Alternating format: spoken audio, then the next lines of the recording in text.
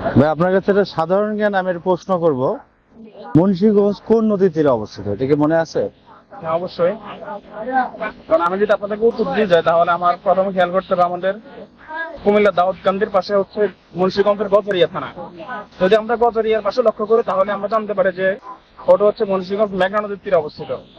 আর যদি আমরা মামার দিকে লক্ষ্য করি তাহলে মুন্সিগঞ্জ পড়তেছে পদ্মা সেতুর পাশে অবস্থিত। তখন আমি কোন নদীর কথা নির্ধারিত এখন সাধারণ জ্ঞান প্রশ্নে আছে যে মুন্সিগঞ্জ ধলেশ্বরী নদীর তীরে অবস্থিত। ধলেশ্বরী মনে রাখার একটা টেকনিক বলবেন আপনি, যে এটা কিভাবে মনে রাখলে সবার জন্য ভালো হবে এবং সবার মনে থাকবে?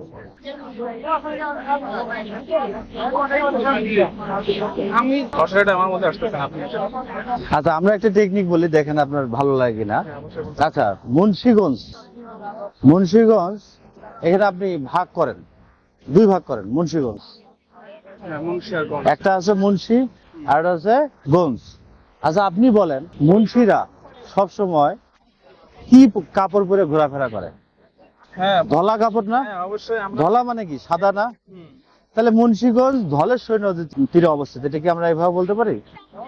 বলতে পারেন অবশ্যই। তাহলে কি মনে থাকবে? অবশ্যই মা। মানে এখন কি সবাই পারবে ইনশাল্লাহ? হ্যাঁ, অবশ্যই ইনশাআল্লাহ। দর্শকের জন্য একটা কথা, আপনারা যদি অন্য কোনো ভাবে বলতে চান বলতে পারবেন, এবং কিভাবে মনে রাখা যায় কমেন্টস করে জানাবেন। থ্যাংক ইউ আপনাকে। জাযাকাল্লাহ।